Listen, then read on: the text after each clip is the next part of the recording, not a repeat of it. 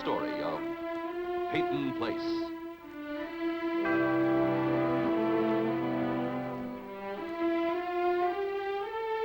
Starring Dorothy Malone as Constance Mackenzie, Warner Anderson as Matthew Swain, Ed Nelson as Michael Rossi, Mia Farrow as Allison Mackenzie, Ryan O'Neill as Rodney Harrington, and Barbara Parkins as Betty Anderson.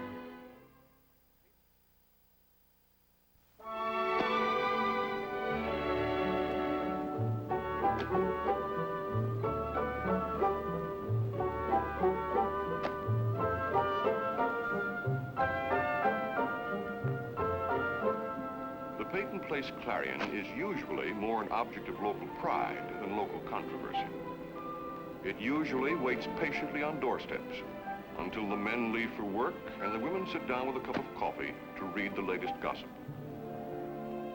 But today, it will rock the lives of certain people in Peyton Place.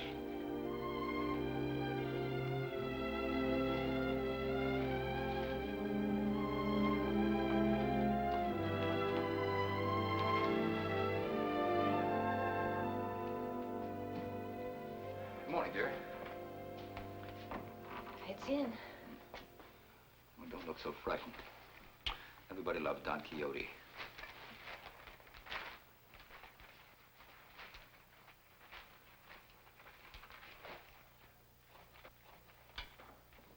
Good morning. Good morning. Good morning, dear. Good morning. I just had the craziest dream about Uncle Matt. He was in Afghanistan, and he was climbing a mountain with thousands of children following him like the Pied Piper. And they were all listening to his tall tales like I used to. I'm gonna miss him. Mm-hmm. Miss who? The old editor.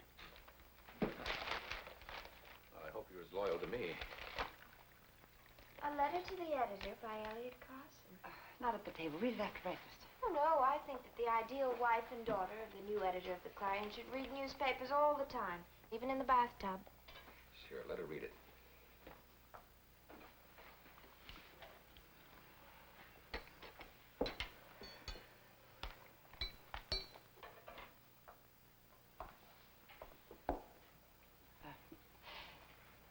You should understand what your father was trying to... Constance, I said what I meant in the letter.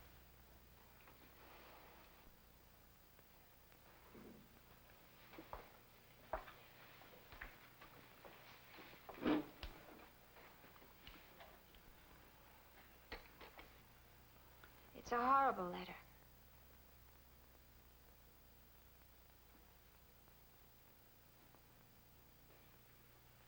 What do you mean, horrible? I was trying to be straightforward.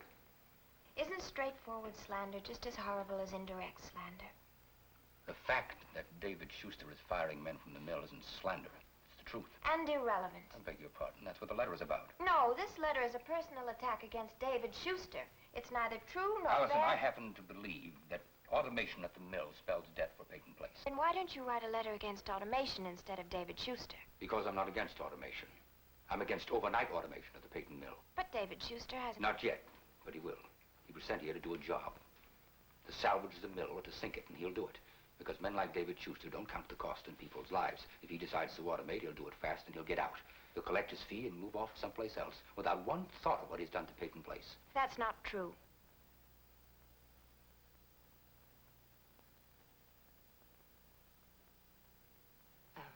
It's getting late. I'd better finish dressing.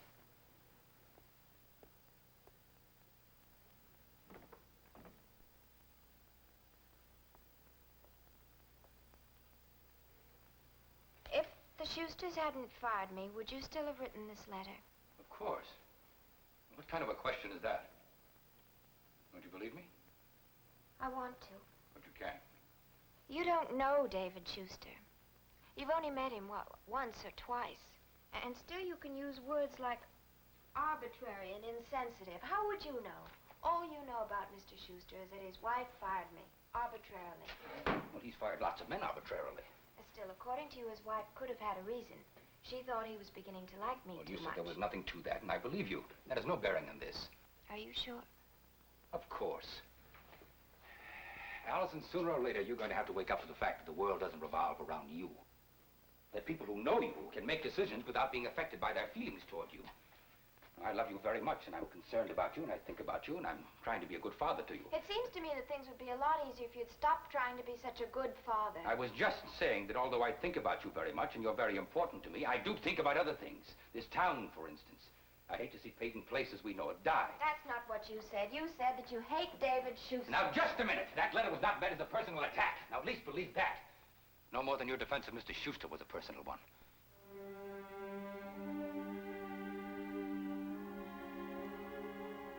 Will you excuse me, please?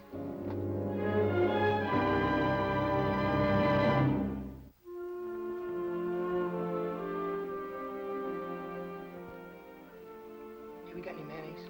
Where's the mayonnaise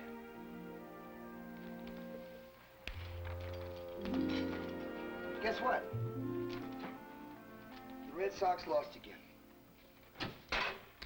The name of the game is pitching. Hey, get some sugar today, will you? We're out. You're getting kind of fat, aren't you? Use honey. I read somewhere that,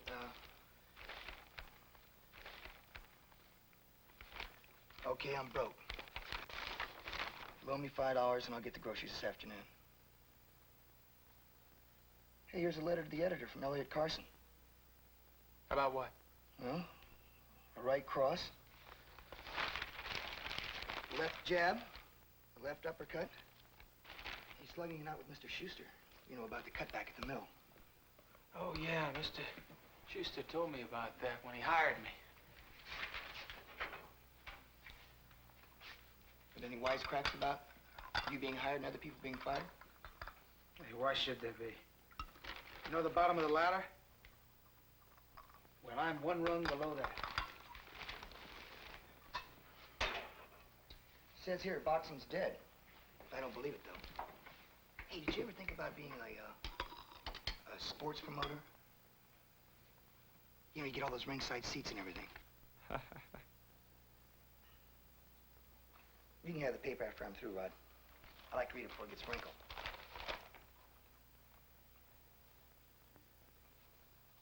You know what's funny? Is Rita, when she's in a good mood. Last night, we started laughing so hard I about choked on a good lobster. Norman, how much money did you make yesterday? $7. And the lobster plates are $3.50 each. You know, you already owe me a bundle. Would you stop ordering imported French champagne? What I mean is, Rita would be just as glad to have a hamburger. As long as she's with you. You think so? I know so. What'd you and Rita talk about last night? Oh, nothing. What do you mean, nothing? I mean, maybe you guys should talk to each other. What about? About Joe Chernock, for instance.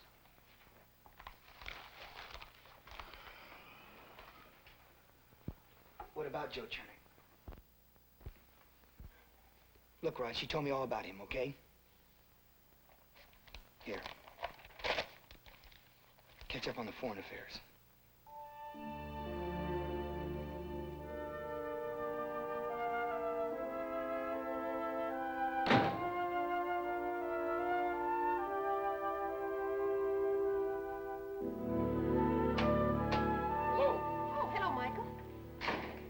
Second.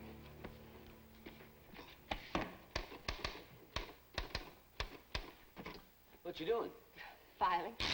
What else? Can you help me with something? May I? Ada Jax was up at my office yesterday when you were down in the square talking to Rita. Oh, she saw us? Yes. I'm sorry about that. I know how she must feel with Rita coming to me instead of to her mother. Ada's worried about her. She wants me to call her in and talk to her. Did she seem all right to you? I think that she was just upset. A little confused. You know, youngsters sometimes are. And now? Now I think she's all right. Well, that's good. I somehow don't see myself as a counselor for women. Oh, I can. No, I mean Rita. I mean Rita. Hey, you married quite a guy. I read his letter in the Clarion. Yes, he is quite a guy. Nothing seems to stop him. He sees, he feels, and he hits hard. A little too impulsively sometimes. I wonder. He's quick to anger and quick to fight. But you... Well, you're stable. Yes, I know.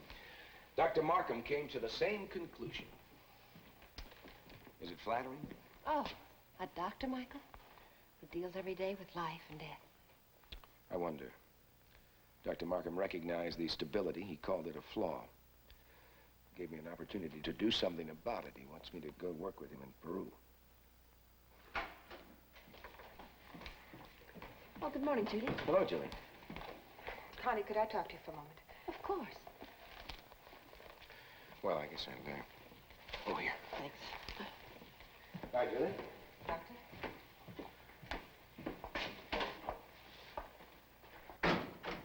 I didn't mean to drive him out, Connie. Well, maybe I did. What is it, Julie? Elliot's letter to the Clarion. David Schuster is a good man. An intelligent man, a sensitive man. He's not some character out of Dickens who delights in firing people and depriving them of their Christmas dinner. I agree. He made a judgment, a professional business decision. He acted in the best interest of the Peyton Mills, a private organization incorporated under the laws of this state. Elliot's aware of that. It's just that Elliot's point was... I don't care what Elliot's point is. He has a right to an opinion, Julie. Does he? Does he have a right to comment on a private decision of a private business? Yes, he does. Connie, Elliot means a lot to me. He helped George, and I'll always be grateful. But David Schuster is not out to hurt anybody. Now, I want you to know that, and I want your husband to know it.